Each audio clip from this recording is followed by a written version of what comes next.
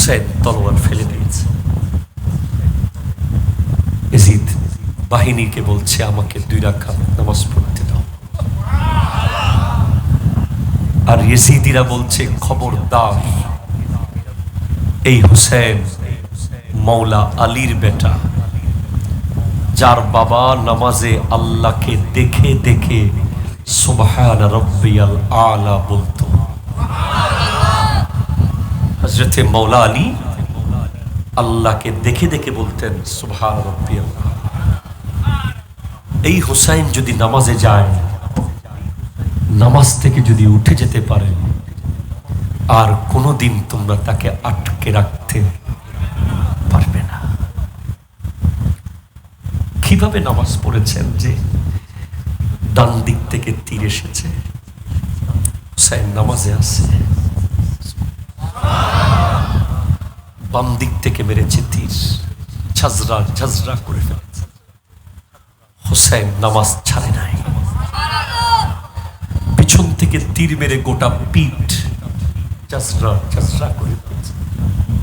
হুসাইন নামাজ ছাড়ে নাই, শেষ পর্যন্ত সামনে থেকে, যাতে রুকু আর সিজদা ঠিকভাবে করতে না পারে। শামে কারবালা এসেছে 121টা তীর ইমাম হুসাইনের শরীরে ঢুকেছে। প্রায় 40টার উপরে তলোয়ারের কূপ ইমাম হুসাইনের গায়ে, 70টার উপরে নেজা বল্লম মেরেছে ইমাম হুসাইনের শরীরে। আজ সেই হুসাইনের রেখে যাওয়া ইসলামকে আমরা কি করছি? কেন কেন? এরপরেও বিন্দু পরিমাণ নামাজ থেকে মন সরে নাই হুসাইন। ওগো হুসাইন, কি এমন দরকার ছিল তখন নামাজ পড়ার? উত্তর আসবে, কেন তোমরা জানো না? আমার নানা বলেছেন, হুব্বিবা ইলাইয়া মিন দুনিয়াকুম সালাস, আন-নিসাউ ওয়াত-তিবু ওয়াজউইলাত কুররাতু আইনি ফিস সালাত। আমার নবী বলেছেন, এই পৃথিবীতে আমার 3টা বড় প্রিয় জিনিস আছে, তার মধ্যে একটা হলো নামাজের ভিতরে চক্ষু শীতল হওয়া। আপনি মেহেরাটির মসজিদে নামাজ পড়বেন, মদিনাতুল মুনাওয়ারায় আমার নবীর চোখ শীতল হয়ে যাবে। হুসাইন বলছে, গোটা জিন্দেগি নানা জান আমার চক্ষু শীতল করেছে। আমি হুসাইন কাঁদলেই নানা চুমু দিয়েছে, নানা কুলে নিয়েছে, নানা থুতু মুবারক পান করিয়ে দিয়েছে। আমার ঘোড়া লেগেছে, নানা জান ঘোড়া সেজেছে। আমার যা লেগেছে নানা জান দিয়েছে। আজ আমি চলে যাচ্ছি, আমার নানাকে শেষ উপহার দিয়ে চলে যাচ্ছি।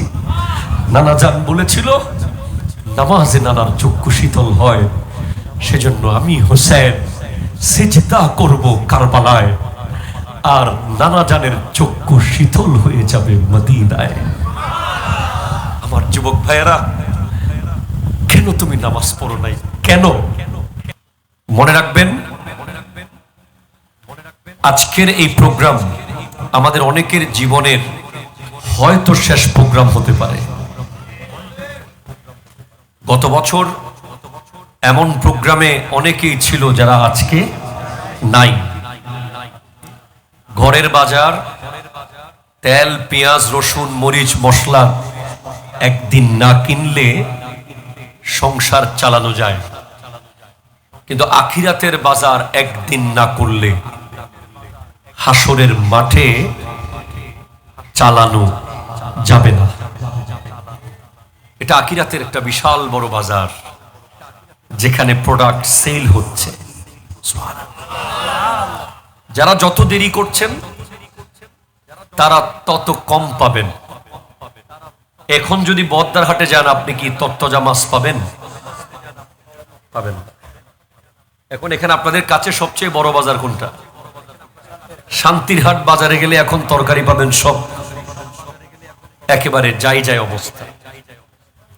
সেজন্য এখানে আসরের পরে যারা এসেছে তাদের লাগেজের মধ্যে সামান বেশি ঢুকেছে। মাগরিবের পরে যারা এসেছে তারা আরেকটু কম পেয়েছে, এশার পরে যারা তারা আরো কম পেয়েছে, এখনো যারা আসে নাই তারা কি পাবে আমি জানি না। সেজন্য জাস্ট এটা আমার নিয়ম শৃঙ্খলার পুরো বাইরে আজকে শিডিউল। আপনাদের প্রেমে পড়ে শুক্রবারে মাহফিল চিটাঙে নিয়েছি। ওয়াল্লাহি আমার বৃহস্পতি শুক্রবারে চিটাঙে মাহফিল নেওয়ার কোনো নিয়ম নাই, কিন্তু আপনাদের যুবকদের গভীর মহব্বতে পড়ে আমি শিডিউল নিয়েছি। এই দিনগুলো 64 জেলার জন্য বরাদ্দ, বিশিত শুক্র, বাকি দিনগুলো চিটাঙের জন্য। তো মনে করেন যে জাস্ট রাত 8টায় মাহফিল শুরু হচ্ছে, ইনশাল্লাহ বলেন ইনশাল্লাহ। যদি আপনারা মনে করেন এরকম, তাহলে আমার জজবা ওরকম থাকবে। এখন আপনারা যদি ঘুম ঘুম ভাব থাকে তাহলে হবে না। আপনারা কি রেডি আছেন? একটু 2 হাত তুলে দেখান, রেডি আছেন কিনা? আল্লাহু আকবার।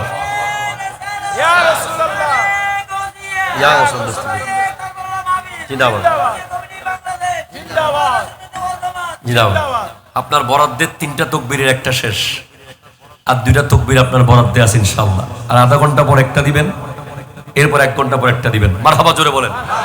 এবার সবাই এমন ভাবে দুরূদ শরীফ পড়েন যেন পুরো পটিয়া থানায় একটা আওয়াজ চলে যায়। সবাই মিলে আল্লাহুম্মা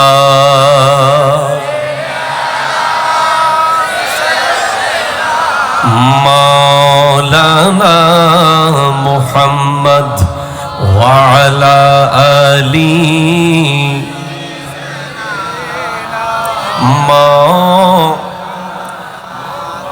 झूदे हक की आग के शोलों पे सोया वो हुसैन जिसने अपनी खून से दुनिया को धोया वो हुसैन अल्लाहुम्मा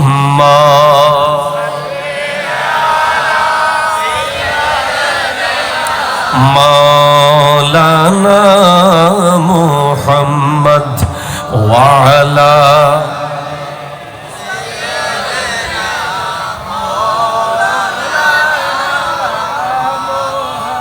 أعوذ بالله من الشيطان الرجيم بسم الله الرحمن الرحيم يا أيها الناس إنا خلقناكم من ذكر وأنثى وجعلناكم شعوبا وقبائل لتعارفوا إن أكرمكم عند الله أتقاكم।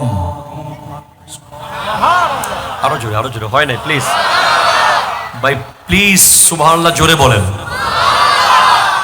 আপনারা সুবহানাল্লাহ যত জোরে বলবেন সওয়াব তত বেশি পাবেন। এটা সুবহানাল্লাহ আমার প্রশংসা নয়, রমজান আলী সাহেবের প্রশংসা, এটা ম্যাজিস্ট্রেট সাহেবের। এটা কার প্রশংসা? আল্লাহ। সেজন্য জোরে জোরে বলবেন। ওয়া আইদান ক্বালাল্লাহু তাআলা ফি মাকামিন আখার ইন্নাল্লাযীনা ইউবাইউনাকা ইন্নামা ইউবাইউনাল্লাহ ইয়াদুল্লাহি ফাওকা আইদিহিম। সাদাকাল্লাহু মাওলানাল আযীম ওয়া সাদাকা রাসূলুহুন নাবিয়্যুল আমিনুল মাকিনুল কারীমুর রাউফুর রহিম ওয়া নাহনু আলা যালিকা লামিনাশ শাহিদিন ওয়াশ শাকিরিন ওয়ালহামদুলিল্লাহি রাব্বিল আলামিন। আমরা সবাই মিলে হুসাইন রাদিয়াল্লাহু তাআলা আনহুকে সালাম দেব ইনশাআল্লাহ। পারবো ইনশাআল্লাহ। আমার 10টা যুবককে আমি একটু এই জায়গায় চাচ্ছিলাম যারা একটু কঠিন আওয়াজ দেবে। প্লিজ 10 জন যুবক একটু এখানে আসো। সব মুরব্বীদেরকে সামনে বসাই দিছো তোমরা, একটু আসো ভিতর থেকে 10টা যুবক উঠে আসো। আসো আসো আসো তাড়াতাড়ি উঠেন। তরুণ এই তো একজন উঠছে, আর 9 জন উঠে, 2 জন উঠে গেছে। এখানে এখানে তাড়াতাড়ি আসেন। আমরা সবাই বলবো আসসালাম ইয়া হুসাইন। পারবো তো ইনশাআল্লাহ? সবাই পারবো ইনশাআল্লাহ? সবাই মিলে মেরে হুসैन तुझे सलाम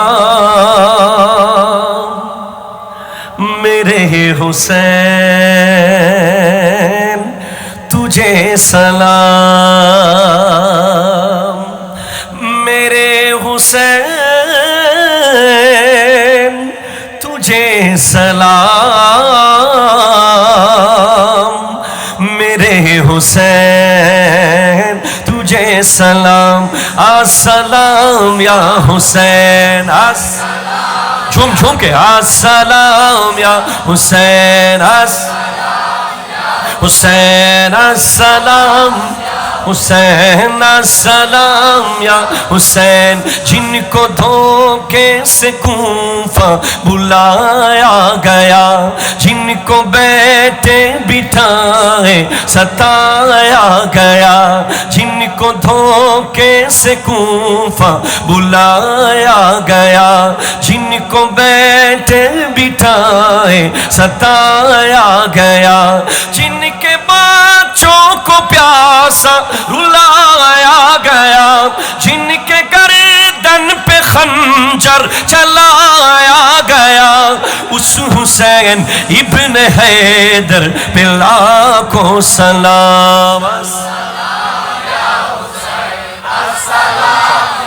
हुसैन अस्सलाम या हुसैन, बोलो हुसैन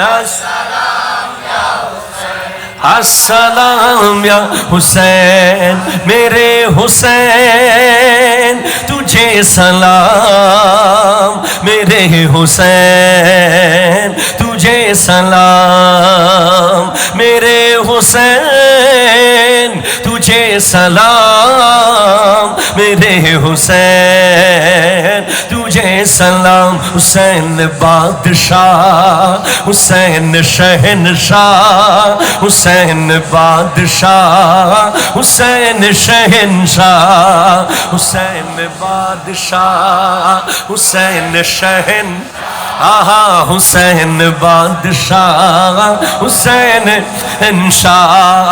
ये बात किस कदर हंसी, ये बात किस कदर हंसी, जो कह गए मुईनुद्दीन।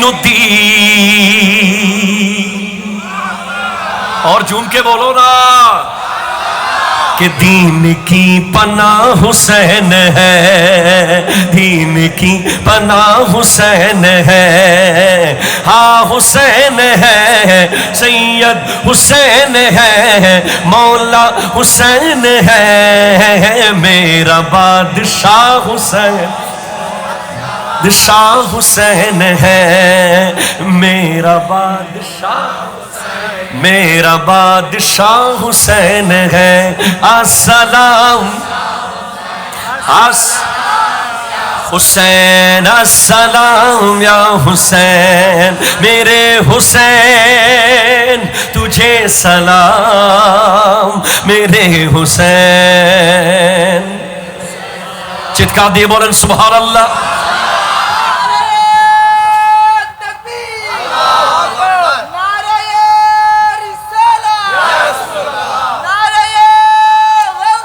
या हौसला दस्तगीर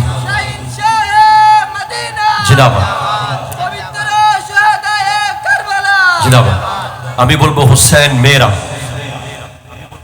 আপনার সমস্ত শক্তি দিয়ে বলবেন সুবহানাল্লাহ। পারবেন তো ইনশাআল্লাহ? রেডি আছেন? হুসেন মেরা, হুসেন তেরা, হুসেन उनका, हुसैन इनका, वो खुशकियों का, समंदरों का, वो सूफियों का, कलंदरों का। हुसैन घर ना शहीद होता तो आज घर घर यजीद होता। नबी की सुन्नत आया न करता, खुदा के घर में अज़ा न होता। हुसैन मेरा, हुसैन तेरा, हुसैन इनका, हुसैन उनका, वो खुशकियों का, समंदरों का, वो सूफियों का, कलंदरों का। कत्ल हुसैन असल में मर्ग ये यजीद है। इस्लाम जिंदा होता है हर करबला के बाद। ঐতিহ্যবাহী মেহরাটি স্পোর্টস ক্লাবের ব্যবস্থাপনায় সার্বিক সহযোগিতায় দক্ষিণ মেহেরাটি সোহাদায়ে কারবালা মাহফিল উদযাপন পরিষদের ব্যবস্থাপনায় পবিত্র সোহাদায়ে কারবালার স্মরণে অষ্টম আজিম উশানে নুরানি মাহফিলের সম্মানিত সভাপতি, উনি খুব মন খারাপ করেছিলেন, আশা করি মন ভালো হয়েছে। আর ওনার নামের নিচে যে ডেজিগনেশন, এটা আগে জানলে আমি আরো অনেক কিছু আদায় করতাম ওনার কাছ থেকে। কারণ গাউসিয়া কমিটি বাংলাদেশ মানে আমাদের অস্তিত্বের সাথে সম্পর্ক, ঠিক কিনা? জোরে কথা বলেন। আমি জানতাম না যে উনি গাউসিয়া কমিটির দায়িত্ববান। আল্লাহ হায়াত দারাজ করুক। জনাব রমজান আলী তালুকদার সাহেব, সাধারণ সম্পাদক গাউসিয়া কমিটি বাংলাদেশ ৯ নং ওয়ার্ড মেহেরাটি ক শাখা, আওয়াজ দিয়ে বলেন মারহাবা।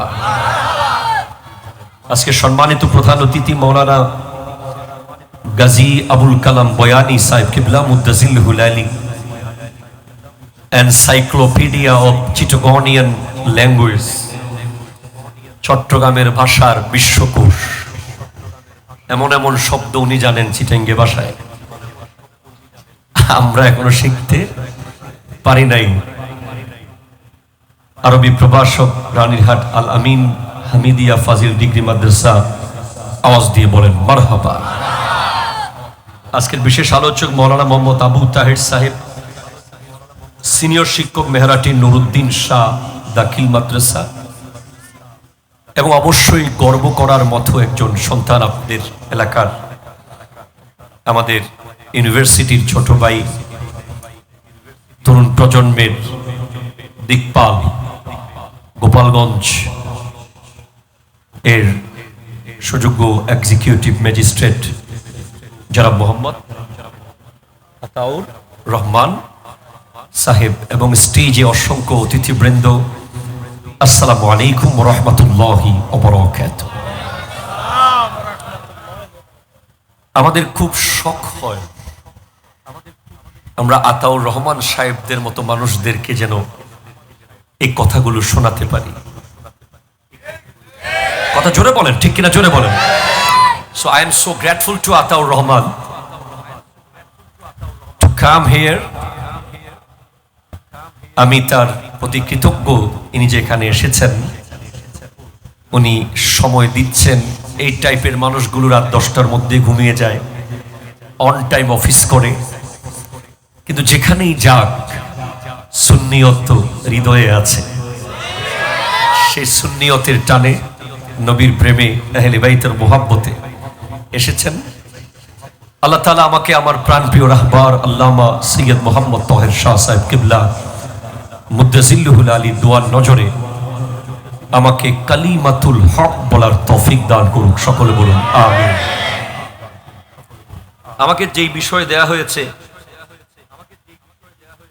আমাকে পটিয়ার মানুষ অনেক বেশি দাওয়াত দিয়েছে কারবালার মাসে, এবং তারা খুব চালাক। তারা এক মাহফিলে 3 মাহফিলের বিষয় দিয়ে দেয়, যেন হুজুর কোনো মতেই ছাড়তে না পারে। যেমন আজকের বিষয় কারবালার মাধ্যমে নেতৃত্ব, ন্যায় ও নৈতিক অবস্থানের পরীক্ষা। দেখুন, আমি 2টি আয়াতে কারিমা তিলাওয়াত করার সৌভাগ্য অর্জন করেছি। রব্বুল আলামিন ইরশাদ করছেন, বিসমিল্লাহির রহমানির রহিম, ইয়া আইয়ুহান নাসু, হে মানুষেরা, ইন্না খালাকনাকুম মিন যাকারিন ওয়া উনসা, আমি তোমাদেরকে সৃষ্টি করেছি এক বাবা আর এক মা থেকে। ইকু অফ হবে, লো বাড়বে। আল্লাহ বলছেন আমি সৃষ্টি করেছি কয়জন থেকে? এক বাবা এক মা। ওয়াজআলনাকুম শুউবান ওয়া কাবাইলা লিতাআরাফু, তোমাদেরকে গোত্র গোত্র করেছি, সমাজ সমাজ করেছি, দেশ দেশ ভাগ করেছি, যেন তোমরা একে অপরের সাথে পরিচিত হতে পারো। সুবহানাল্লাহ, জোরে বলেন তো। এরপর আল্লাহ বলছেন, ইন্না আকরামাকুম ইনদাল্লাহি আতকাকুম, তোমাদের মধ্যে সবচেয়ে শ্রেষ্ঠ, তোমাদের নেতৃত্ব সিমেন্টের বস্তা দিয়ে বিবেচনা হবে না। ঠিক কিনা কথা জোরে বলেন না। 1 টন রড দিলে তাকে নেতা বানাতে হবে না। সমাজে মসজিদে 200 বস্তা সিমেন্ট দিয়ে দিলেই মসজিদের সভাপতি হওয়া যায় না। ঠিক কিনা জোরে কথা বলেন। আমার কথা একটু কড়া, আপনারা কিছু মনে করবেন না, আমি হক কথাটাই বলবো, বিষয়ের ভিতরেই থাকবো। নেতা কে হবে? Who will be the leader of your society? Echo বন্ধ করতে বলেছিলাম, সাউন্ড সিস্টেম ওলা ভাই আছেন, ইকো অফ করেন, ইকো অফ করেন, ফ্ল্যাট রাখেন। আল্লাহ স্পষ্ট আমাদেরকে জানিয়ে দিয়েছেন নেতা সে হবে। আমাদের মধ্যে সেরা সে, যার মধ্যে সবচেয়ে বেশি আল্লাহর ভয় আছে, যার স্বয়ংে স্বপনে চিন্তায় চেতনায় উঠা বসা চলা ফেরাতে যে মনে করে আমাকে তো আল্লাহ দেখছে। এটা হলো ফার্স্ট রিকোয়ারমেন্ট সভাপতি হওয়ার জন্য, চেয়ারম্যান হওয়ার জন্য, মেম্বার হওয়ার জন্য, এমপি হওয়ার জন্য, মন্ত্রী হওয়ার জন্য, দেশের, সমাজের, মসজিদের, কমিটির লিডার, নেতৃত্বে সে আসবে যার মধ্যে সবচেয়ে বেশি আল্লাহর ভয় আছে। আপনার নেতৃত্বের কথা বলেছেন। এখন ইয়াজিদের কি প্রবলেম ছিল? ইয়াজিদ নেতৃত্বে আসতে চেয়েছে, দুনিয়ার অন্যরা সবাই মানলেও ইমামে হোসেন রাদিয়াল্লাহু তাআলা মানে নাই। ঠিক কিনা জোরে বলেন, বলেন বলেন বলেন বলেন। ওই কারবালা আর বর্তমান পৃথিবী, বর্তমান পৃথিবীতে আমরা নেতৃত্বকে মেনে নেই। 10টা মোটরসাইকেল দেখলেই নেতা মানি। কথা বলেন না, ঠিক কিনা কথা বলেন। আমি ভুল বললে অবশ্যই আপনারা আমাকে দাঁড়িয়ে বলবেন objection, you have to expand your lecture. আমি সাথে সাথে এক্সপান্স করব যদি আমার কথা অযৌক্তিক হয়। 1 লাখ টাকা দিলেই তাকে আমরা নেতা মানি। 20-50 জন নিয়ে ঘুরলে তাকে নেতা মানি। বাবার 10 তলা বাড়ি থাকলেই নেতা মানি। বড় ব্যবসায়ী হলেই নেতা মানি। সেজন্য 90% এলাকার নেতা দেখবেন সূরা ফাতিহাও ঠিক মতো পড়তে জানে না। কথা জোরে বলেন, ঠিক কিনা জোরে বলেন। এটা কারবালা থেকে আমাদেরকে আঙ্গুল দিয়ে দেখিয়ে দেওয়া হচ্ছে। ইয়াজিদ তো সাহাবীর সন্তান ছিল। ইয়াজিদের আব্বা ছিলেন সাহাবী রাসূল। ইয়াজিদের বিশাল লস্কর বাহিনী ছিল। ইয়াজিদের বিশাল ক্ষমতা ছিল। ইয়াজিদের টাকা পয়সা, ধন দৌলত কিচ্ছুর অভাব ছিল না। সবাই হযরতে মুসলিম ইবনে আকিলের পেছন থেকে 40,000 মুসল্লি যারা হোসেন রাদিয়াল্লাহু তাআলার পক্ষে ছিলেন, সবাই ফজরের নামাজের পর টাকার কাছে বিক্রি হয়ে চলে গেছে। কেউ ক্ষমতার কাছে, কেউ টাকার কাছে, কেউ গাড়ি বাড়ির কাছে, কেউ দুনিয়াদারির কাছে বিক্রি হয়েছে।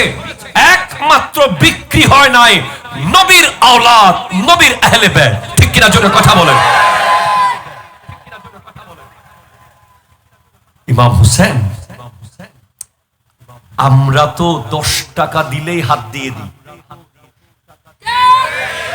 20 টাকা দিলে আবার আরেক দিকে, 30 টাকা দিলে, 40 দিলে, কথা কয় না। আমরা কি জাগার ভিতরে আছি? ভেরি রিসেন্টলি আমাদের তরুণ প্রজন্মের বিশাল কনফিউশন ছিল, এদিকে যাব না এদিকে যাব, এ দল করব না ও দল করব, এরা আসবে না ওরা আসবে, ইনার সাথে সেলফি তুললে আমার কাজ হবে না ওনার সাথে তুললে কাজ হবে। কঠিন সিচুয়েশনে প্রজন্ম ছিল, কিন্তু শেষ পর্যন্ত অনেকেই বিভিন্ন জায়গায় চলে গেছে। আবার অনেকে আমাদেরকে অফার করছে, হুজুর মিলে যান না, এক হয়ে গেলে তো সংসদে একটা চেয়ার পেতেন। কথা কোনো ঠিক কিনা জোরে বলেন না।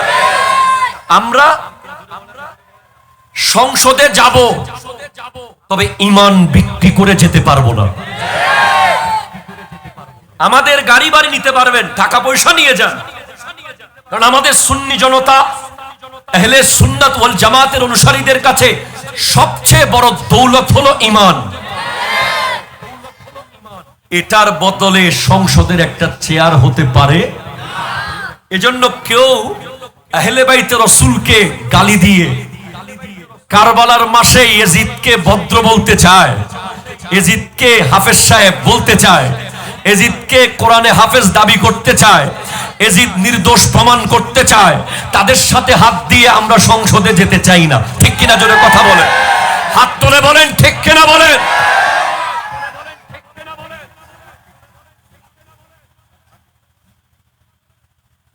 मेरा जिम्मेदारी है कहना, उनका जिम्मेदारी अमल करना। এখন আমল যদি না করে, আমার ওয়াজ যদি কেউ আমল না করে, ইলমুন বেলা আমলিন কান্নাহরি বেলা মাইন, আমলবিহীন এলম পানিবিহীন ঝর্ণার মতো। আপনি এখান থেকে খাগড়াছড়ি গেলেন ঝর্ণা দেখার জন্য, ওখানে সবাই বলতেছে এটা ঝর্ণা এটা ঝর্ণা, দেখতেছেন ওখানে কোনো পানি নাই, তার আপনি ওই ব্যক্তিকে বলবেন তুমি মনে হয় পাগল, ঝর্ণা তো পানি থাকতেই হবে। সেভাবেই আপনি ওয়াজ শুনে আমার মতো জয়নুল আবেদিনের সারা রাত কানের খোরাক নিলেন, কালকে আবার আগের জায়গায় রয়ে গেলেন, কিয়ামতের মাঠে আপনার দিকে আল্লাহ তাকাবে না। আমার নবী স্পষ্ট বলেছেন, সিত্তাতু আশিয়াইন হুন্না গরীবাতুন মিন সিত্তাতি মাওয়াদিয়া। কাল হাসরের আগে 6টা জিনিস 6 জায়গায় বড় গরীব হয়ে যাবে। তার মধ্যে একটা হলো আল মসজিদু গরীবুন ফিমা বাইনা কওমিন লা ইউসাল্লুনা ফিহি। মসজিদ গরীব হয়ে যাবে মুসল্লির অভাবে। টাইলস আর এসির অভাবে না, কিসের অভাবে? ওয়াসসুহুফু গরীবুন ফি মানজিলি কওমিন লা ইউকরাউনা ফিহি। কোরআন শরীফ গরীব হয়ে যাবে তিলাওয়াতকারীর অভাবে। ওয়াল কুরআনু গরীবুন ফি জাওফিল ফাসিক। কোরআন গরীব হয়ে যাবে গুস্তাগে রাসূলের সিনার ভিতরে ঢোকার কারণে। অনেক বড় বড় হাফেজ সাহেব নবীর মুহাব্বত অন্তরে নাই, আহলে বাইতের মুহাব্বত অন্তরে নাই, তার সিনার ভিতরে কোরআন গরীব। ঠিক কিনা জোরে কথা বলেন। ওখানে আরেকটা আছে ওয়াল উলামাউ গরীবুন, আলেমরা গরীব হয়ে যাবে। কেন? তাদের বক্তব্য মানুষ শুনবে, আমল করবে না। আর এই ব্যক্তিদের দিকে যারা এদেরকে গরীব বানাবে, যারা মসজিদকে গরীব বানিয়েছে নামাজ না পড়ে, যারা কোরআনকে গরীব বানিয়েছে তিলাওয়াত না করে, যারা কোরআনকে গরীব বানিয়েছে নবীর প্রেমের কথা না বলে, যারা আলেমের ওয়াজ শোনার পর আমল করে নাই, ওই ব্যক্তিদের দিকে কিয়ামতের দিন আল্লাহ তাকাবেন তাকাবেন। আগামীকাল ফজরের নামাজ একজনেরও বাদ দেওয়ার সুযোগ নেই, কারণ আমি 100% নামাজের কথা বলবো আজকের বক্তব্য। সুতরাং প্রয়োজনে আপনি বাসায় গিয়ে বসে থাকবেন, রশি দিয়ে নিজের মাথাটাকে বেঁধে রাখবেন লটকিয়ে, ঘুম যেন না আসে, কারণ কারবালা মানে নামাজ। আমি ওদিকে যাচ্ছি। প্রথম পয়েন্ট ছিল নেতৃত্ব। ইমামে হোসেন রাদিয়াল্লাহু তাআলা আনহুর ব্যাপারে অনেকে মিসকনসেপ্ট পৃথিবীকে দেয় যে সুন্নিরা মুহররম আসলে এত কিছু চটপট কেন করে। এটা একটা চেয়ারের লড়াই ছিল। এটা ক্ষমতার দ্বন্দ্ব ছিল, নেতৃত্বের লড়াই। না না না, আমি হিস্ট্রি জানি। নেতৃত্বের লড়াইয়ের কারণে যেই যুদ্ধগুলো হয়েছে, ওখানে কারবালার চেয়ে কোটি কোটি গুণ বেশি শহীদ হয়েছে, হাজার হাজার গুণ বেশি শহীদ হয়েছে, লক্ষ লক্ষ গুণ বেশি শহীদ হয়েছে। কিন্তু সেগুলো ইতিহাসের বইয়ের ভিতরে রয়ে গেছে। দুনিয়ার মানুষ সেগুলোকে প্যান্ডেল করে মাহফিল করে না, ঠিক কিনা জোরে কথা বলেন। যেমন আমার ভাইরা পড়েছে, হালাকু খান বাগদাদ আক্রমণ করেছিল। যেই বাগদাদ আক্রমণ করার কারণে সেখানে লক্ষ লক্ষ মুসলমানের লাশ বাগদাদের রাস্তায় রাস্তায় পড়া ছিল। বাগদাদের সমস্ত নদী নালা খালবিল 3 দিন লাল রঙে রঞ্জিত ছিল। এই লক্ষ লক্ষ শহীদের স্মরণ বছরকে বছর কেউ করে না, শুধু ক্লাসের বইয়ের পাতায় রয়ে যায়। এরপরে আপনি যদি খবর নেন, স্পেন বিজয় করেছে, মুসলমান বিজেতা তারেক বিন জিয়াদ। মুসলমানরা স্পেন দখল করেছিল। স্পেন দখল করার পর ওটা স্পেন মুসলমানদের কন্ট্রোলে ছিল বহু বছর, কিন্তু মুসলমান নিজের দুর্বলতার কারণে স্পেন দখলে রাখতে পারে নাই। নারী নিয়ে মত্ত, নিজের ঘরের বিশাল বড় খাবার দাবার নিয়ে মত্ত ছিল, সিংহাসন নিয়ে মত্ত ছিল। ওইদিকে খ্রিস্টানরা আবার স্পেন দখল করেছে। সেখানে 8000 দুধের শিশুকে মাঠের মধ্যে শোয়ায়া খ্রিস্টান সৈন্যরা ঘোড়া চালিয়ে দিয়েছিল। সব মুসলমান শিশু মায়ের কুল থেকে কেড়ে নিয়ে নিয়ে তাদের গায়ের উপরে ঘোড়া চালিয়ে দিয়ে কিমা কিমা করে ফেলেছে। এখনো পর্যন্ত পৃথিবীর কেউ সেই দিন স্মরণ করে না। ইংরেজরা যখন এই ভারতবর্ষ দখল করছে, সর্বশেষ বাহাদুর শাহ জাফরের কাছ থেকে ওই ইস্ট ইন্ডিয়া কোম্পানি যখন এই ভারতের দায়িত্ব নিয়ে নিচ্ছে, বাহাদুর শাহ জাফরের সন্তান বা তার গলা কেটে ইংরেজরা তার সন্তানের গলা মাথা কেটে তার সকালের নাস্তার টেবিলে পাঠিয়েছিল। সেইভাবে প্রায় শত শত হাজার হাজার আলেমকে লাল কেল্লায় সিপাহী বিদ্রোহের সময় শহীদ করে দেওয়া হয়েছে। বছরকে বছর এই স্মরণ কেউ করে না, কারণ ওখানে কোন কোন জায়গায় নেতৃত্বের লোভ ছিল, কোন কোন জায়গায় ক্ষমতার লোভ ছিল, কোন কোন জায়গায় দুনিয়া আশা ছিল, কোন কোন জায়গায় টাকা পয়সার কথা ছিল। কিন্তু ইমামে হোসেন রাদিয়াল্লাহু তাআলা নেতৃত্বের জন্য নয়, টাকার জন্য নয়, সিংহাসনের জন্য নয়, শুধু কোরআন সুন্নাহর আইনকে বাস্তবায়ন রাখার জন্য কারবালার মাঠে গিয়েছেন। যতদিন কোরআন থাকবে ততদিন হোসেন থাকবে। কথা জোরে বলেন, ঠিক কিনা বলেন। ওগো হোসেন, আমরা তো 10 টাকা দিলেই নেতা মানি। আমরা একটু ব্যবসা করার সুযোগ দিলেই নেতা মানি। আমরা একটু অফিসিয়াল ফ্যাসিলিটি দিলেই নেতা মেনে নি। আপনার সামনে এত ফ্যাসিলিটি ছিল, আপনাকে সিংহাসন, টাকা পয়সা, ধন দৌলত, গোলাম বাদী সব দিবে বলেছে ইয়াজিদ। শুধু হাতটা একটু দিতেন, কি এমন হয়ে যেত? একটু হাত দিতেও হতো না, শুধু যদি বলতো ইয়াজিদকে বলো আমি তাকে মেনেছি। এতটুকুতেই দুধের শিশু আলী আসগর 6 মাসের, আপনি কাঁদতে বাধ্য হবেন যদি শোনেন। হযরত ইসমাইল জবিহুল্লাহকে ইব্রাহিম আলাইহিস সালাম মক্কার জমিনে ধুধু মরুভূমির ভিতরে দানা পানিবিহীন এলাকায় রেখে আসতে হয়েছিল আল্লাহর পরীক্ষার জন্য। যখন ইসমাইল আলাইহিস সালামের জন্ম হয়েছে, ওনার প্রতি যখন একটু বেশি আসক্ত ইব্রাহিম আলাইহিস সালাম, যেহেতু প্রায় 83 বছর পরে সন্তানের বাপ হয়েছে, বয়স তখন 83-র উপরে, একটু মোহব্বত করছে। ফেরেশতারা বলছে, আল্লাহ তোমার খলিল তো মনে হয় সন্তানের প্রতি একটু বেশি আকৃষ্ট হয়েছে, তোমার থেকে মনে হয় সরে যাচ্ছে। তখনই আল্লাহ বলছেন, যাও তোমার 6 মাসের দুধের শিশুকে এমন জায়গায় রেখে আসো যেখানে দানা থাকবে না, পানি থাকবে না, মানুষ থাকবে না, কিচ্ছু থাকবে না। হযরত ইব্রাহিম আলাইহিস সালাম ঘোড়ায় উঠে হযরতে হাজেরাকে পিছনে নিয়ে দুধের শিশু ইসমাইলকে নিয়ে চলে গেলেন মরুভূমির ভিতরে। বুক ফেটে যাচ্ছে কিন্তু চেহারায় দেখাচ্ছেন না। রেখে চলে যাচ্ছেন। হযরতে হাজেরা বলছেন, কি ব্যাপার, কোথায় রেখে যাচ্ছেন আমাদেরকে? মানুষ নাই, জন নাই, পশু পাখি বাঘ ভাল্লুকের মাঝখানে কেন রেখে যাচ্ছেন? ইব্রাহিম আলাইহিস সালাম কথা বলে না। শেষ পর্যন্ত হযরতে হাজেরা বলছেন, আল্লাহ কি এটা চান? বলে, হ্যাঁ আল্লাহ এটা চান। ঠিক আছে, আল্লাহ যদি চায় আপনি চলে যান। যেমন স্বামী তেমন বিবি।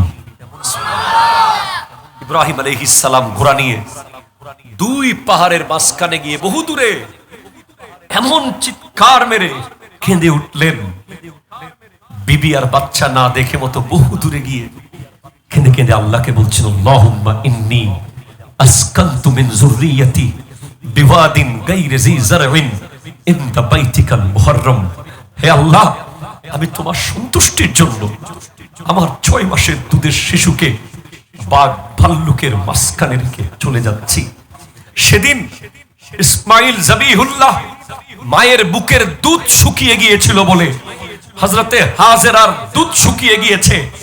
পরে হযরতে হাজেরা সাফা থেকে মারওয়া, মারওয়া থেকে সাফা, সাফা থেকে মারওয়া পানি তালাশ করছিলেন। আর এদিকে ইসমাইল যাবিহুল্লাহ পায়ের মুড়ি মেরেছেন জমিনে, মুড়ি মেরেছেন ধপ ধপ করে। পায়ের মুড়িতে আঘাতে মাটি দুটুকরো হয়ে জমজম বের হয়ে গিয়েছিল। আর তখন হযরতে হাজেরা বিকট আওয়াজ শুনে দৌড়ে এসে দেখে সেখান থেকে পানি বের হয়েছে।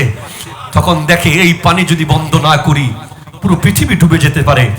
এই পানি হযরতে হাজেরা জমজম বলেছেন হিব্রু ভাষায়, তার মানে থেমে যাও। পানি থেমে গিয়েছিল যতটুকু দরকার। হযরতে আলী আসগরকে কারবালার মাঠে নেওয়ার পর ঘরের মধ্যে 3 দিন পর্যন্ত ইমামে হোসেন বলেছিলেন, খবরদার আলী আসগরকে জমিনে রাখবে না। আলী আসগর যেন কোলে কোলে থাকে, ভাগ করে করে কোলে কোলে রাখবা। শাহরবানু কিছুক্ষণ রাখবেন, হযরতে সাকিনা কিছুক্ষণ রাখবেন, ইমাম জাইনুল আবেদিন কিছুক্ষণ রাখবেন, তার বড় ভাই আলী আকবর কিছুক্ষণ রাখবেন। আলী আসগরকে জমিনে রাখিও না, কারণ আলী আসগর যদি পানির তৃষ্ণায় কারবালার মাঠে মুড়ি মারে, ওইদিকে যেভাবে জমজম বের হয়েছিল কারবালার মাঠে আরেকটা জমজম বের হয়ে যাবে।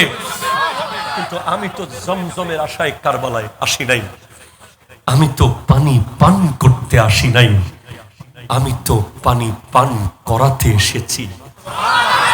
আমি তো পানি চাই না।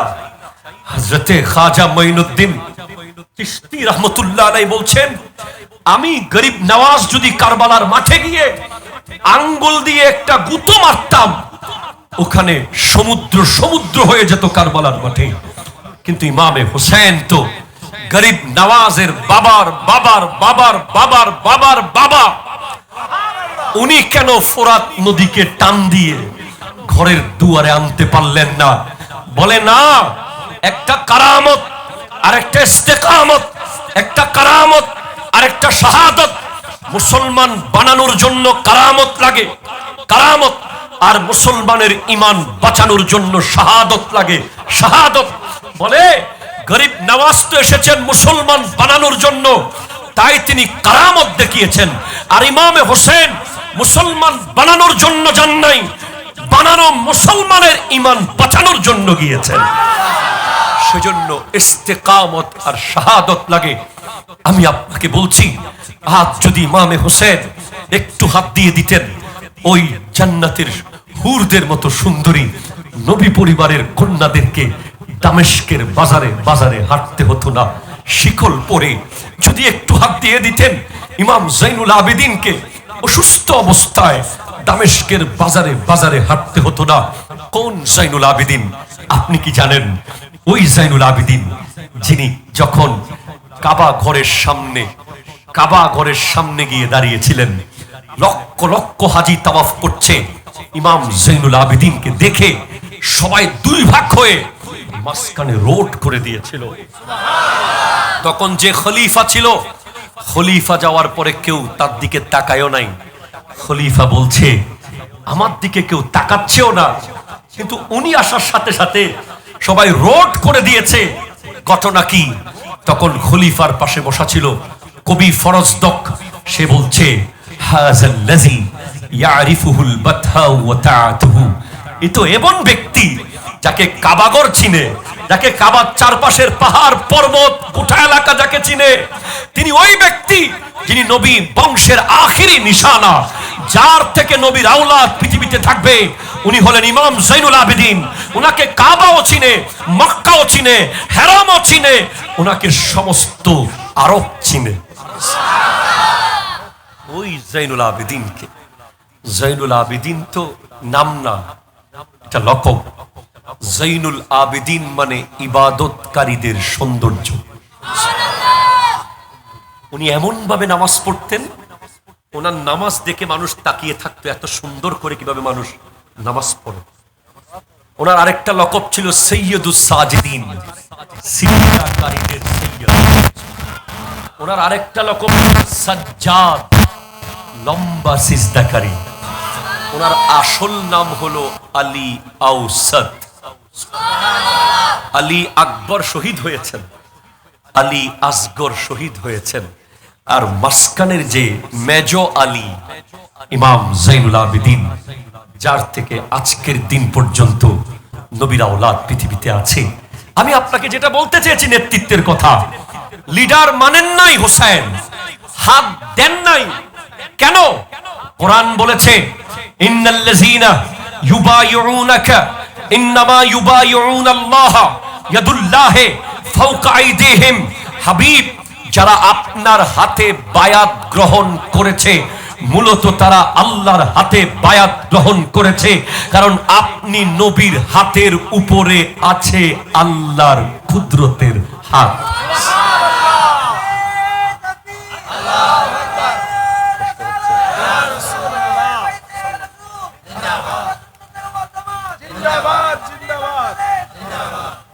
একটু জোরে বলেন না সুবহানাল্লাহ। আল্লাহুম্মা সাল্লি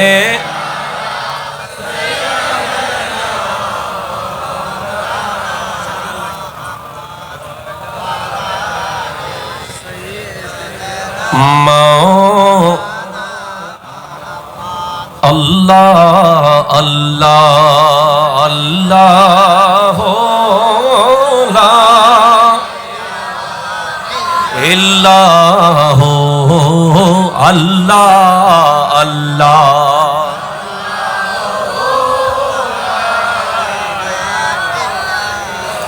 हामिद महमूद और मोहम्मद दो जहां के सरदार,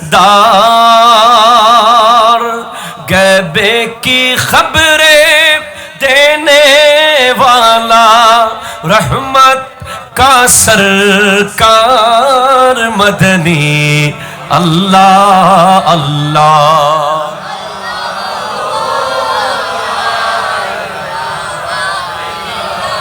একটু চিৎকার দিয়ে বলেন না সুবহানাল্লাহ।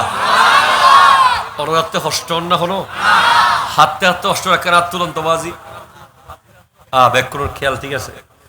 অনরাম ন তুলন দিয়ে সভাপতি খুশি হয়ে, তার মানে অনরাতে কষ্ট নোর মারহাবা জোরে হন। আর কিছুক্ষণ চলাইম না, 10-15 মিনিট চলিব না বাজি। আল্লাহ আল্লাহ তৌফিক দান করো, কাবিন জোরে বলেন। মনে রাখবেন, গোটা পৃথিবীর নিয়ম মাথা বাঁচানো, মাথা। আহলে সুন্নাত ওয়াল জামাত মানে হুসাইনীদের নিয়ম হলো হাত বাঁচানো। ইয়ামাহা R15 কার কাছে আছে? হেলমেট আছে না নাই? না থাকলে সেনাবাহিনী অনেক সময় পানিতে নামিয়ে ডুব মারায়। আমাদের ম্যাজিস্ট্রেট ভাইয়েরাও মাঝে মাঝে ধরে মোবাইল কোড করে। হেলমেট না থাকলে পুকুরে নামো। ঠিক কিনা কথা জোরে বলেন। কেন? মাথা সেভ করার জন্য পুলিশ, র্যাব, বিডিআর, আর্মি সবার কাছে মাথায় হেলমেট থাকবে। ইভেন কোন আসামিকে আদালতে নিতে গেলে হেলমেট পরানো হয় যাতে মাথাটা ঠিক থাকে। ঠিক কিনা বলেন। মাথা সেফ রাখতে হবে। মাথা ঠিক থাকলে গোটা বডি ঠিক। মাথা নাই, এই বডির কোনো মূল্য নাই। এটা দুনিয়ার নিয়ম। হোসাইনের নিয়ম আলাদা। ইমাম হোসাইনের নিয়ম হলো মাথা চলে যাবে, অসুবিধা নাই, হাত কিন্তু ঠিক রাখতে হবে। বলে কিরকম? হ্যাঁ, ওগো হোসাইন হাত দিলেন না? দিই নাই। কেন দেন নাই? কারণ হাতটা আগে নবীর হাতে দিয়েছিলাম। হাতটা আগে কার হাতে দিয়েছি? নবীর হাতে। আমরাও হাত দিয়েছি। কেউ সৈয়দ আহমদ শাহ সিরিকুটির হাতে, কেউ দিয়েছেন তৈয়ব শাহ রহমতুল্লাহ আলাইহির হাতে, কেউ দিয়েছেন তাহের শাহ সাহেব কিবলার হাতে, কেউ দিয়েছেন সাবের শাহ কিবলার হাতে, কেউ দিয়েছেন গৌসুল আজম মেজভান্ডারির হাতে, কেউ দিয়েছেন গোলাম রহমানের হাতে, কেউ দিয়েছেন আমিরুজ জামান শাহর হাতে, কেউ খাজা মঈনুদ্দিন চিশতির হাতে। হাত যদি কোনো আওলাদ রাসূলের হাতে দিয়ে থাকেন, মূলত আপনি নবীর হাতে হাত দিয়েছেন। নবীর আওলাদের হাতে হাত দিয়েছেন মানে নবীর হাতে, নবীর দামানে হাত দিয়েছেন। সেজন্য হাত বড় দামি আমাদের। যারা বায়াত মানে না, যারা তরিকত মানে না, যারা পীর মানে না, ওদের হাত যেখানে সেখানে দিতে পারে, কিছুক্ষণ এখানে কিছুক্ষণ ওখানে দিতে পারে। আমরা যারা সিলসিলা মানি, আমরা যারা আওলাদ রাসূলের হাতে হাত দিয়েছি, দেওয়ার পরে যখন আওলাদ রাসূল বলেছেন तुम्हारे बैत सिलसिलाए आलिया कादरिया में हो गया, जिसका रूहानी ताल्लुक गौसुल आजम अब्दुल कादिर जिलानी के साथ है, তখন এই হাত আর অন্য কোন দুই নম্বরই জায়গায় দেওয়া যাবে না। ঠিক কিনা কথা বলে? এটা হোসেন বলেছেন। এই হাত তো আমি এজিদের হাতে দিতে পারি না। কেন পারেন না? কারণ হুদাইবিয়ার প্রান্তরে আমার নবীর হাতে সাহাবারা যখন হাত দিয়েছে, আল্লাহ বলেছেন ইন্নাল্লাযীনা ইউবাইউনাকা, যারা আপনার হাতে বায়াত গ্রহণ করেছে, ইন্নামা ইউবাইউনাল্লাহ, তারা আল্লাহর হাতে বায়াত গ্রহণ করেছে। ইয়াদুল্লাহি ফাওকা আইদিহিম, আল্লাহর হাত আছে তাদের হাতের উপরে। আমি হুসাইনও এই হাত এজিদের হাতে দিব কিভাবে? এই হাতের উপরে আছে সিদ্দিক আকবরের সাদাকত তথা সত্যবাদিতার হাত।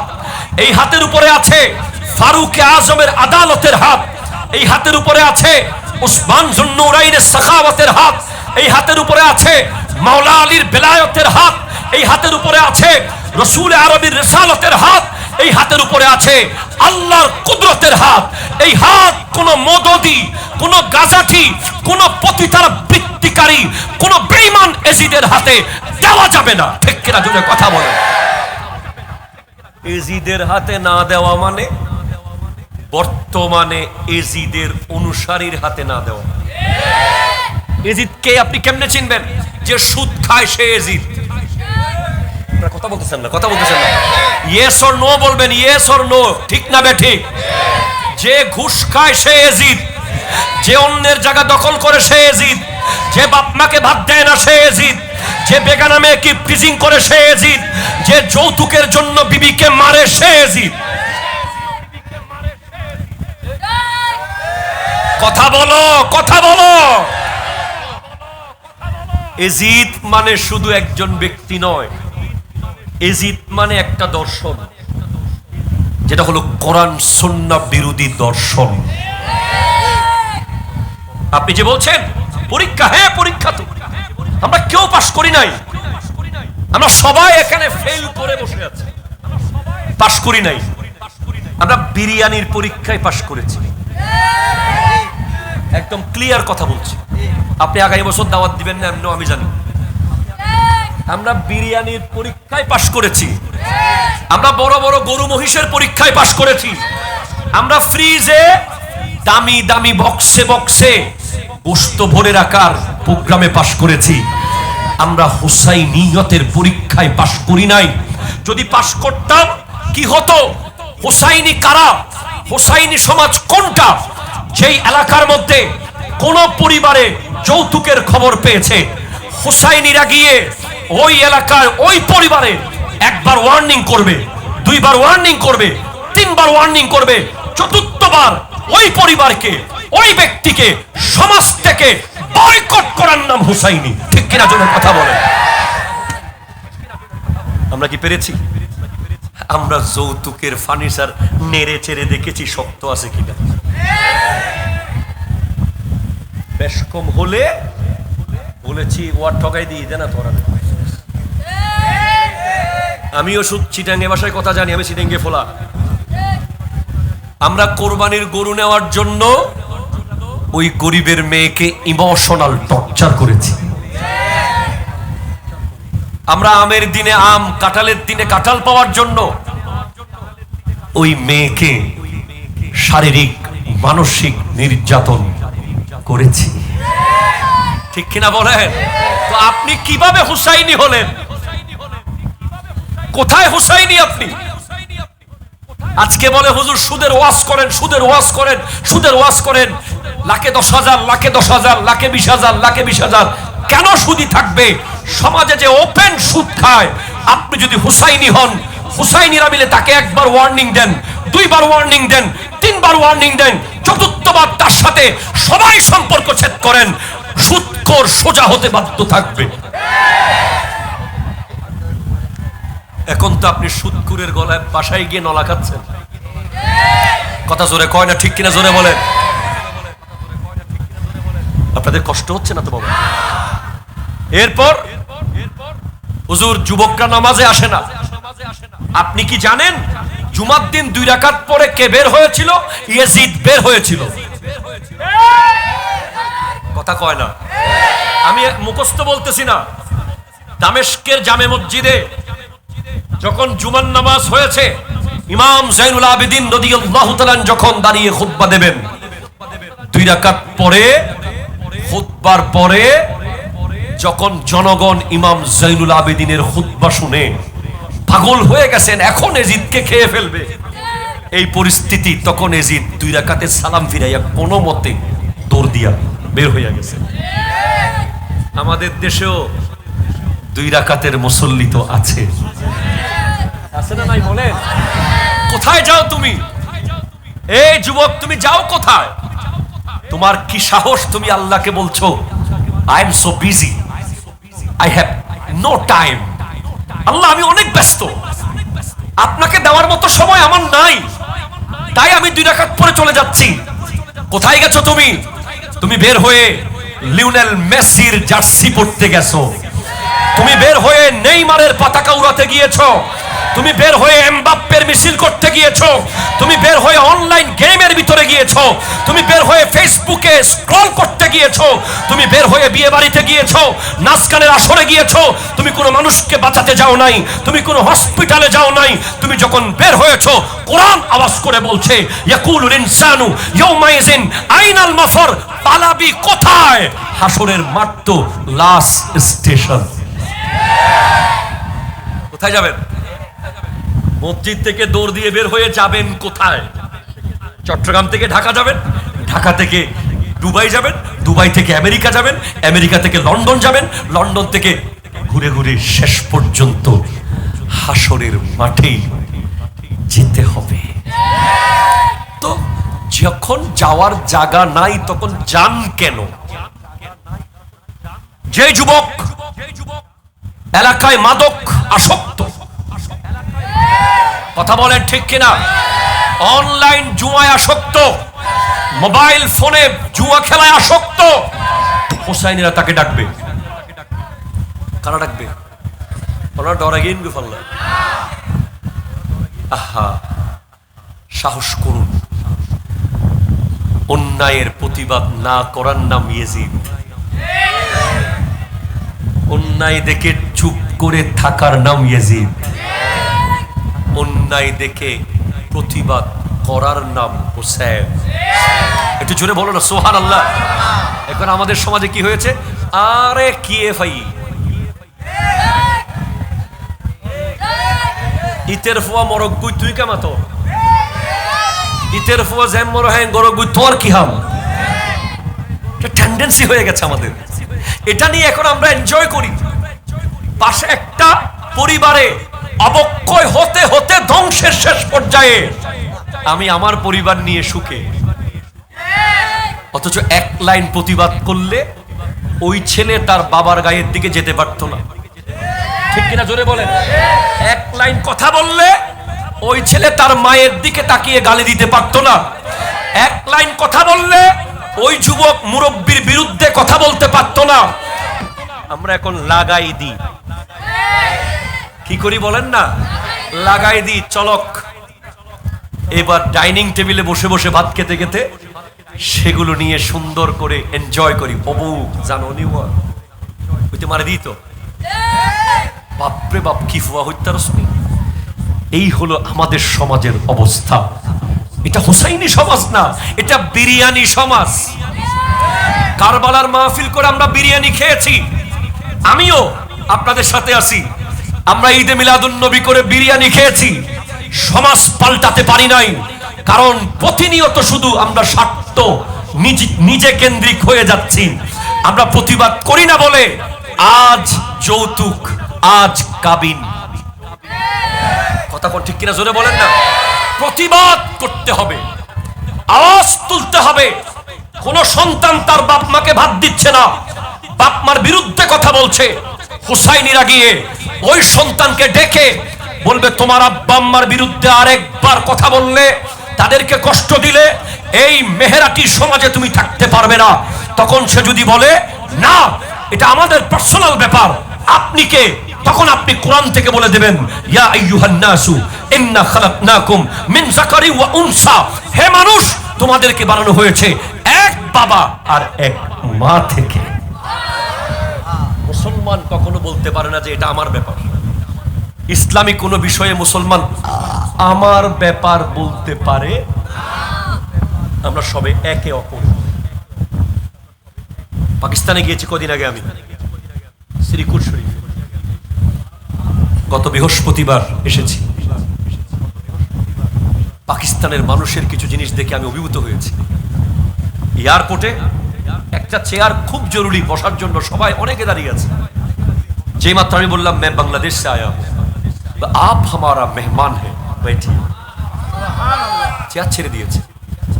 इतनी मोहब्बत क्यों करते हैं? आप मुसलमान हैं, आपसे हमारा ईमान नी रिश्ता है, ইমানের কারণে আপনাকে ভালোবাসি, সেজন্য আপনাকে বাঁচানো আমার দায়িত্ব। আমার নবী বলেছেন উনসুর আখাকা জালিমান আও মাজলুমান, তোমার ভাই জালেম হলেও তাকে সাহায্য করো, মজলুম হলেও তাকে সাহায্য করো। ইয়া রাসূলুল্লাহ, জালেমকে কেমনে সাহায্য করব? জালেমকে সাহায্য করবে জুলুমের বিরুদ্ধে দাঁড়িয়ে। ঠিক কিনা কথা জোরে বলেন? মজলুমকে সাহায্য করবে মজলুমের পাশে দাঁড়িয়ে। এখন আমরা দেখবেন যে মজলুম যে দুর্বল, যে তার ব্যাপারে শুধু সব দোষ, শক্তিশালীর কোনো দোষ নাই। বড় লোকের পোলা অপরাধ করলে কোনো বিচার নাই। ঠিক কিনা বলেন না? থানায়ও নাই, আদালতেও নাই, কোথাও নাই। আর গরিবের পোলা 500 টাকার চোর ধরার জন্য মানুষের অভাব নাই, 5000 কোটি টাকার চোর ধরার লোক নাই। এই টাইপের সমাজ হয়েছে। কেন হয়েছে? কেন হবে না? অবশ্যই হবে।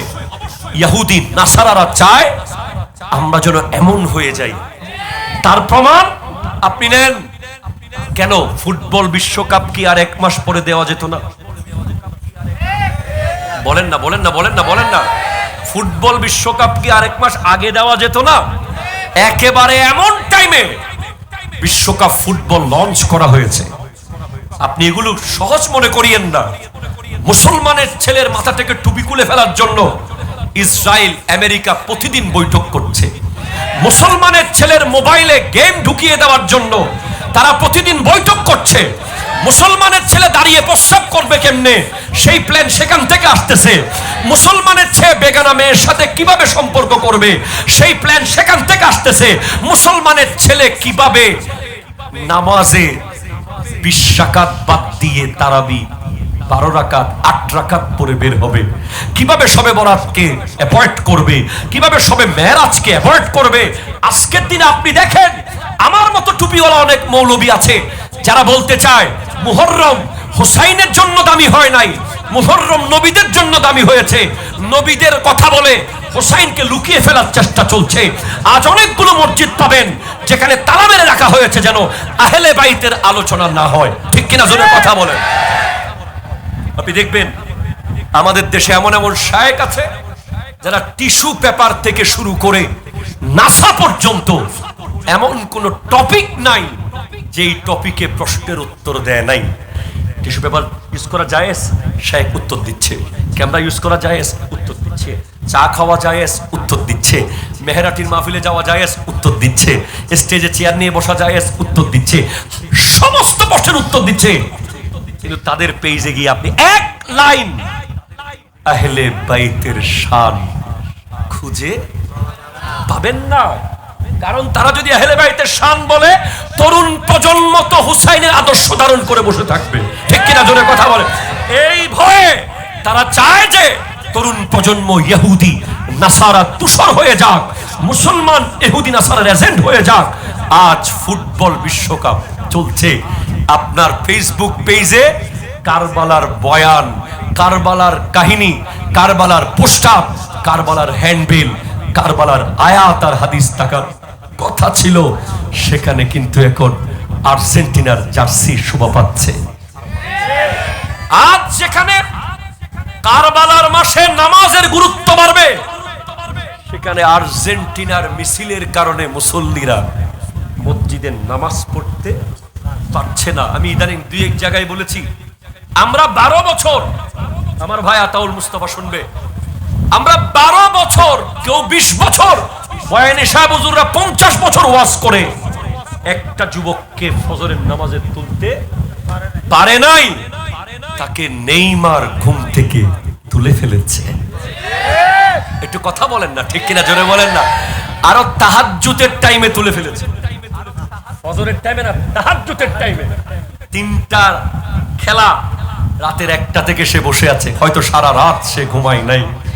যেই যুবকদের জন্য ফজর হয় জোহরের পরে, কথা বলে, তাদেরকে দেখলাম আর্জেন্টিনার খেলার দিন ঢাকার বিভিন্ন প্রান্তে বিশাল বিশাল স্ক্রিনের সামনে আগে থেকে এসে সিট ধরে বসে আছে।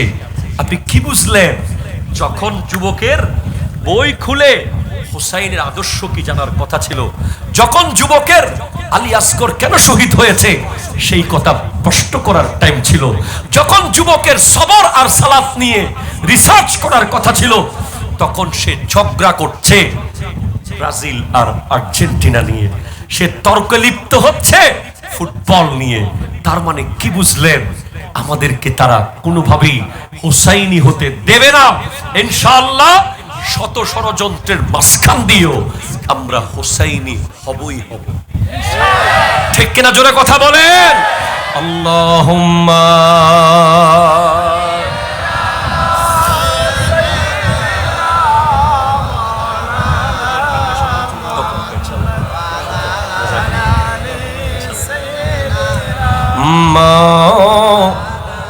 সুবহানাল্লাহ ওয়াল হামদুলিল্লাহ লা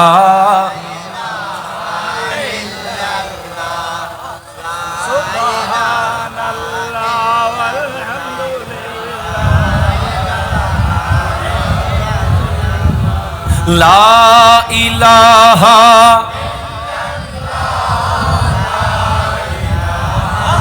ইল্লাল্লাহ, জোরে সুবহানাল্লাহ।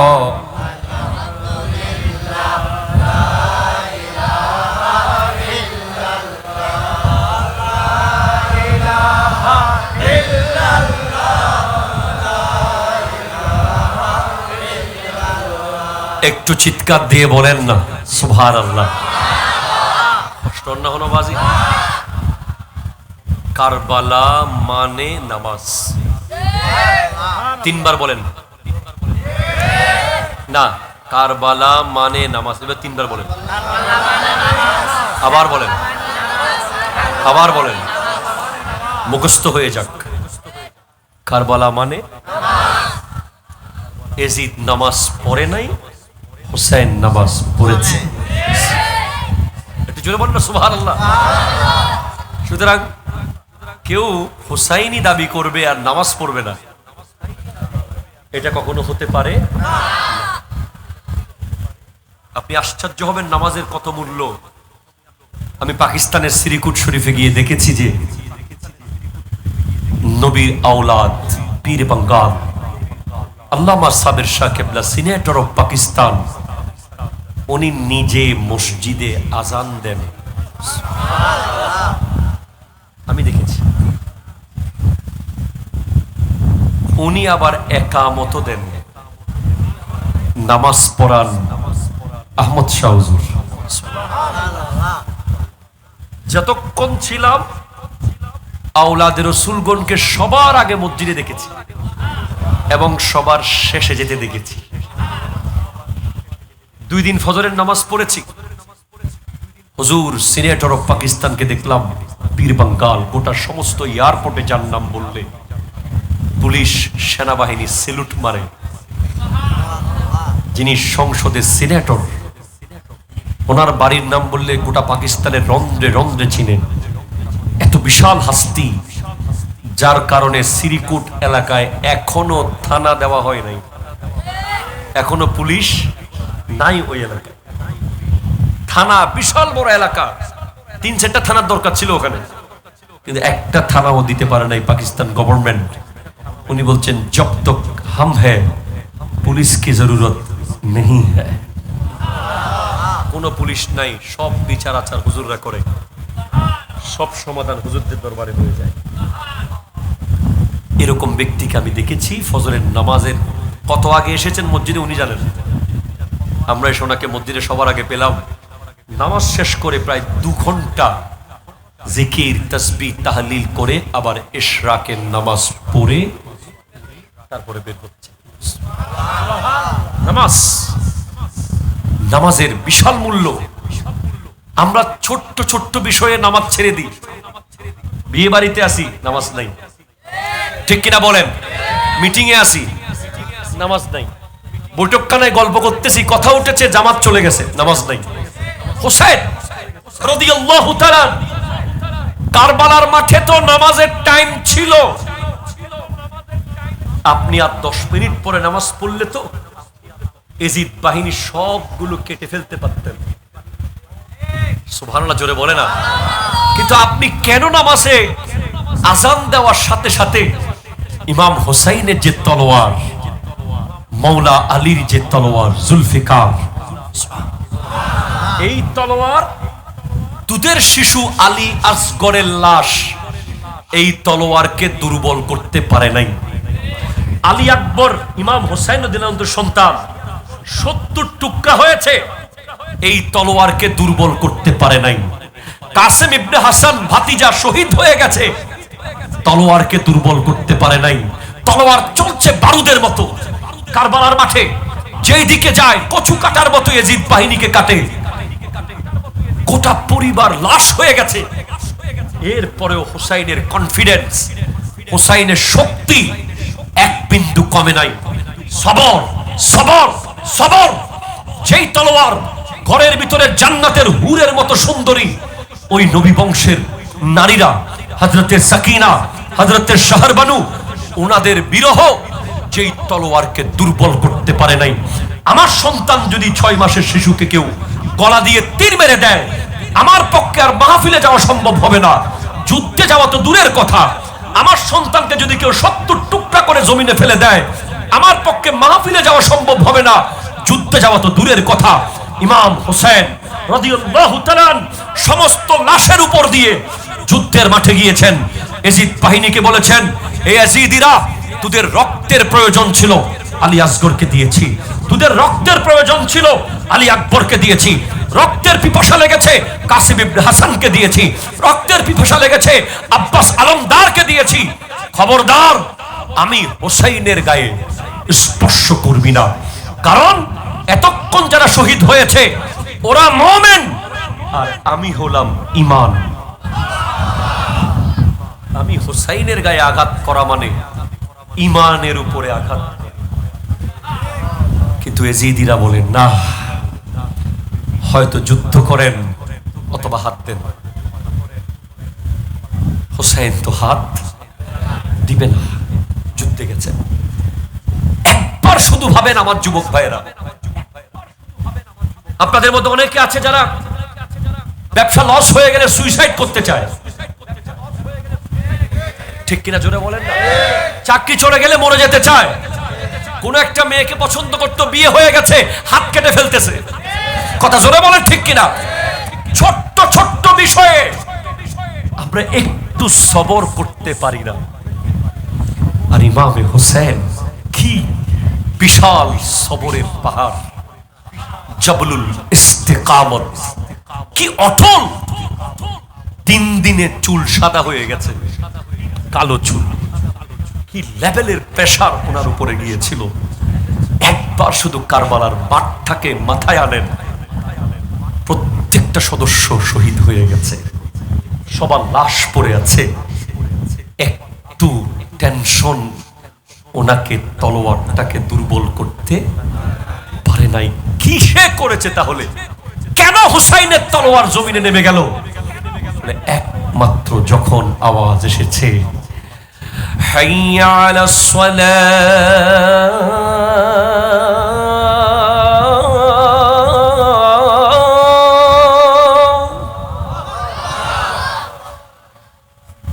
হাইয়া আলাস সালাহ,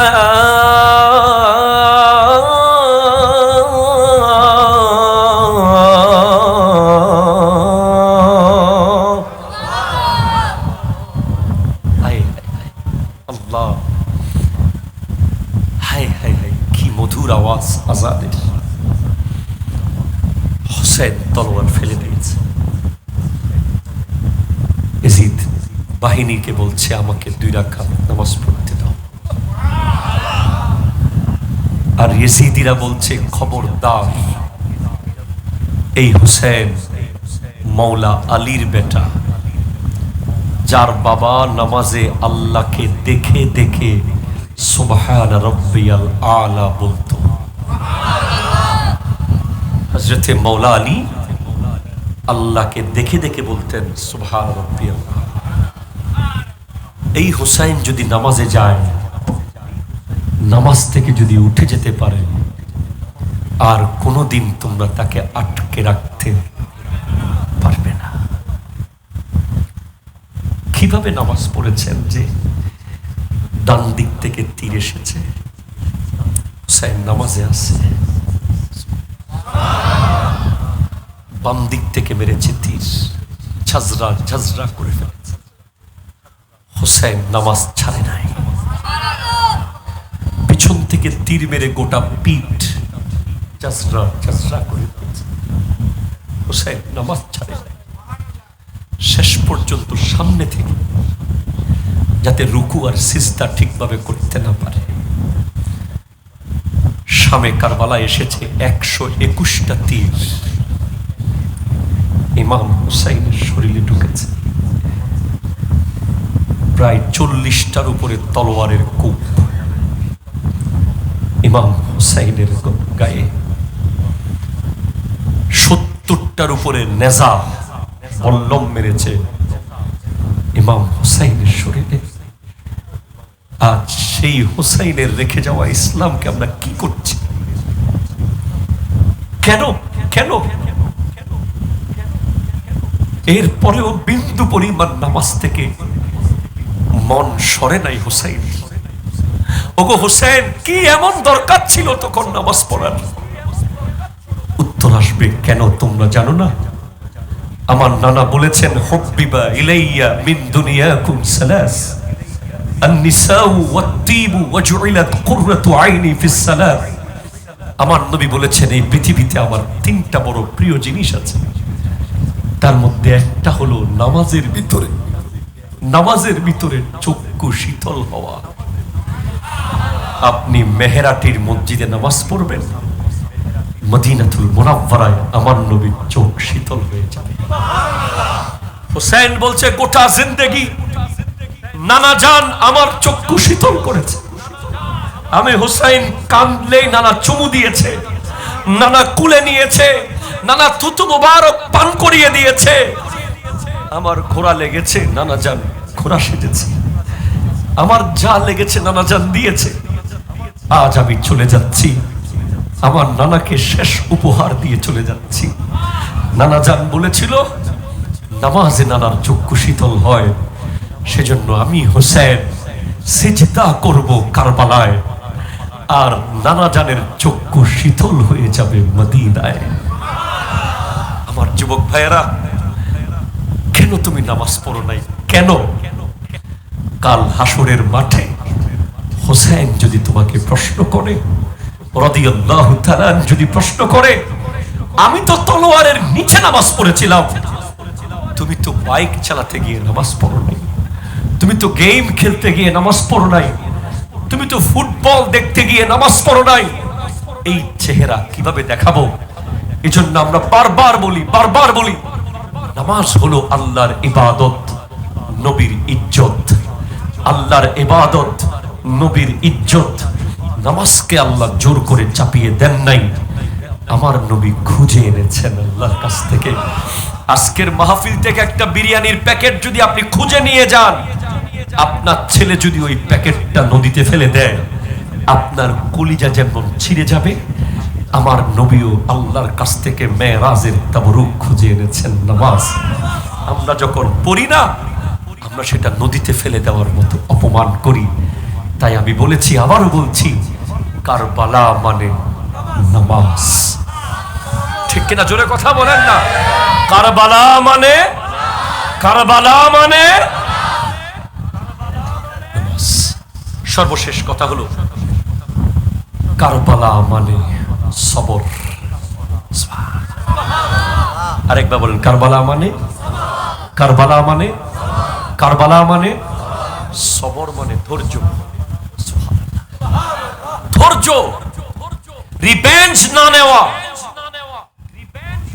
কথায় কথায় গালি না দেওয়া, কথায় কথায় রেগে না যাওয়া, কথায় কথায় ঘুষি না দেওয়া। সবর, সবর, সবর। কোরআন বলছে, ওয়ালানাবলুওয়ান্নাকুম বিশাইইম মিনাল খাউফ ওয়াল জু' ওয়া নাকসিম মিনাল আমওয়াল ওয়াল আনফুস ওয়াস সামারাত ওয়া বাশশিরিস সাবিরিন। আল্লাহ আমাদেরকে পরীক্ষা নেবে ভয় দিয়ে। ভয়, অনেক ভয় আমাদের সামনে আসবে। আপনাকে মুসলমান হিসেবে সবর করতে হবে। যদি আপনি দেখতে চান এরকম সবরকারী, যান ফিলিস্তিনে গিয়ে দেখেন। কারবালার সবর যদি দেখতে চান, বর্তমান বিশ্বে ফিলিস্তিনে গিয়ে দেখতে পাবেন। ফিলিস্তিনের মানুষ কোরবানির ঈদের দিন দেখেছি যে কোনো পশু নাই, কোনো বাজার নাই, কোনো রুটি নাই, কোনো গোশত নাই, শুধু নামাজটা পড়ে কবরস্থানের দিকে তাকিয়ে আছে। ওই কবরস্থানে তাদের বাবা, মা, ভাই, বোন সবার লাশ, গণলাশ দাফন করা। সবর, কোন লেভেলের সবর, ওই ফিলিস্তিনবাসীকে গেলে বুঝতে পারবেন। আমরা এক বেলা খাবার বেশ কম হয়ে গেলে ছটপট শুরু করি, ঠিক কিনা? কথা জোরে বলেন। আমরা তরকারিতে একটু লবণ কম হয়ে গেলে বিবির উপরে হাত পর্যন্ত তুলতে চাই। আমরা বিয়ে বাড়িতে একটু কালাবুনা কম হয়ে গেলে বিয়ে ভেঙে দিই। আর ইমামে হোসেন মদিনাতুল মুনাওয়ারা থেকে সবর শুরু করেছেন। সবর মক্কায় এসে করেছেন, কুফায় গিয়ে করেছেন। সবর করতে করতে করতে সবর দিয়ে হুসাইনের রওয়ানা শুরু হয়েছিল কারবালায়। সালাত দিয়ে কারবালা শেষ হয়েছে। মোট দুইটা গলা, একটা গলা আল্লাহ বাঁচিয়ে দিয়েছেন, আর একটা গলা আল্লাহ কেটে শাহাদত দিয়েছেন। ইব্রাহিম আলাইহিস সালাম যখন ইসমাইল জবিহুল্লাহর গলা ছুরি চালাচ্ছিলেন, আসমানের ফেরেশতারা বলে, আল্লাহ এই গলা যদি কেটে যায় আপনার নবীর নূর তো আর সামনে যাবে না, কারণ ইসমাইলের গলায় তো আপনার হাবিবের নূর আছে। সেদিন যেই গলা বেঁচে গিয়েছিল, জান্নাতের দুব্বা জবে হয়েছে, সেই গলা কারবালার মাঠে কেটেছে। ইসমাইল জাবিহুল্লাহর গলা বাঁচিয়ে আল্লাহ নূরে মুস্তাফাকে বাঁচিয়ে দিয়েছেন, আর ইমাম হুসাইন তার গলা কেটে আল্লাহর দ্বীনে মুস্তাফাকে বাঁচিয়ে দিয়েছেন। আল্লাহ পাক আমাদেরকে হুসাইনি হওয়ার তৌফিক দান করুন, আমাদেরকে আমল করার তৌফিক দান করুন। আজকের প্রোগ্রাম থেকে 3টা ওয়ার্ড আপনারা বাসায় নিয়ে যাবেন। 3টা ওয়ার্ড। একটা হলো নো কম্প্রোমাইজ, ঠিক কিনা? জোরে কথা বলেন। আপোষহীনতা, বলেন কি? আবার বলেন। আপোষ, অন্যায়ের সাথে আপোষ করা যাবে। 2, নামাজ ছাড়া যাবে। 3, ধৈর্য হারা হওয়া যাবে। বাস, আপোষহীনতা, সালাত, সবর, এই 3টা জিনিস আমল করুন। আল্লাহ পাক এই মেহরাটিকে হোসাইনি সমাজ হওয়ার তৌফিক দান করুন। ভবিষ্যতে আরো আজিম শান ইন্তজাম করার তৌফিক নসিব করুন। ওমা তৌফিকি ইল্লা বিল্লাহ। ওয়া আখিরু দাওয়ানা